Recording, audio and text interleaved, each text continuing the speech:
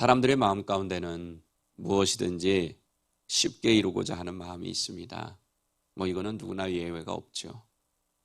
누가 그렇지 않은 사람이 있겠습니까? 쉽게 돈을 벌려고 하고, 또 쉽게 공부하려고 하고, 또 쉽게 어느 자리에 오르려고 합니다. 이런 걸 소위 우리는 한탕주의라고 하죠. 어떻게 해서 한 방에 쉽게 왕창 해보려고 하는 마음. 그렇지만 우리 다 알고 있어요. 쉽게 이룬 것은 쉽게 무너진다는 것을. 사람들이 쉽게 무엇인가를 이루기 위해 많이 쓰는 방법이 무엇입니까? 거짓말이죠. 사기예요. 또 도둑질입니다. 정당하게 일해서 정당한 대가를 받는 것으로 만족해야 하는데 쉽게 얻으려고, 더 많이 쉽게 얻으려고 남의 것을 빼앗습니다.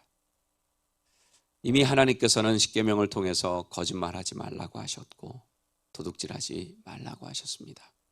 저는 오늘 본문 말씀에 의지해서 쉽게 얻으려고 하면 안 된다라는 제목으로 소위 한탕주의가 여전히 판을 치는 세상에 살아가는 우리에게 주시는 은혜를 나누고자 합니다. 오늘 본문을 보면 하나님께서 도둑질한 것에 대해서는 반드시 배상해야 된다, 이렇게 책임을 명령하고 있습니다. 구체적으로 그것도 설명하고 계십니다. 1절을 보면 소를 도둑질해서 잡거나 팔았으면 소 5마리로 배상하라고 했습니다. 양을 그렇게 했을 경우에는 4마리로 배상하라 말씀하고 있습니다. 왜 똑같이 배상률을 정하지 않고 다르게 하시는 것일까? 하나님은 도둑질한 물건에 따라 배상을 달리해야 하는 원칙을 말씀해 주고 계신 것입니다. 큰 것일수록 크게 배상하고요, 또 거기에 대한 죄에 대한 책임을 물어야 한다는 의미입니다. 그런데 세상은 어떻습니까? 크게 소위 해먹은 사람들, 큰 돈 도둑질한 사람들이 오히려 덜 배상하죠. 감옥에도 더 짧게 있어요. 그런 반면에 힘없고,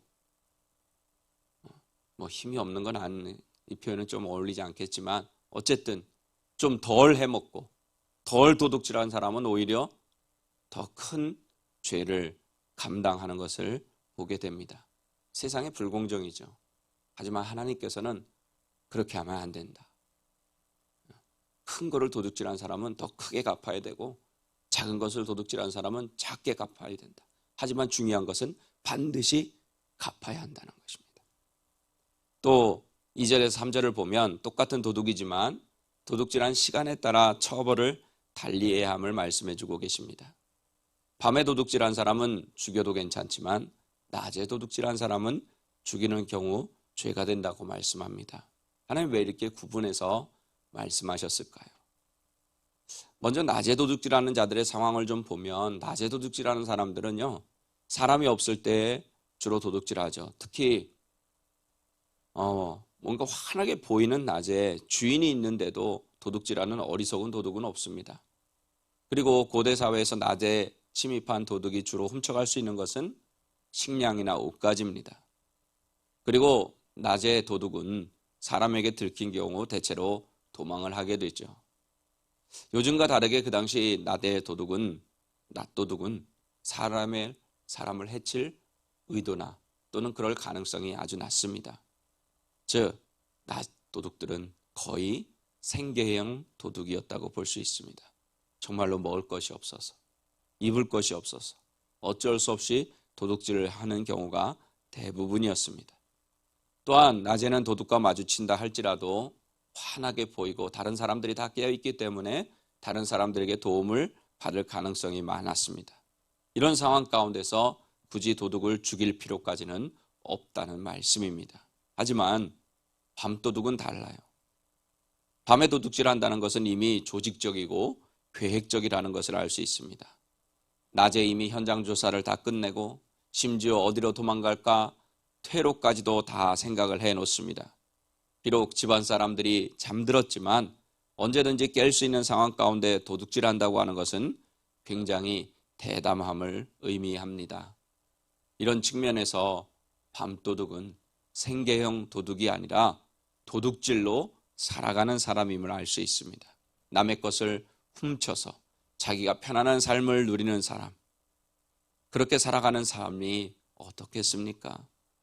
게으르고 방탕해요. 그렇게 훔친 것 가지고 놀면서 먹다가 또 그것이 떨어지면 또 도둑질을 합니다. 밤도둑들이 만일 도둑질하다가 주인이 깨어서 들키게 되면 어떻게 합니까? 보통 도망가거나 이러지 않고 주인에게 자기가 잡힐까 봐 주인에게 해를 가하고 심지어 집에 있는 사람들의 목숨을 앗아가기도 합니다.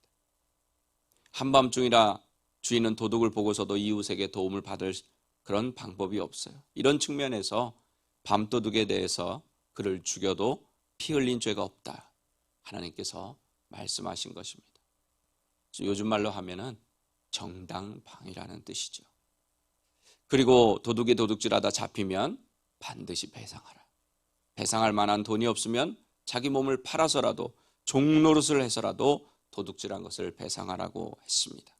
또한 도둑질한 것이 살아서 아직 그 도둑 놈의 손에 있으면 소나 낙이나 양을 막론하고 갑절로 배상하라고 말씀하셨습니다.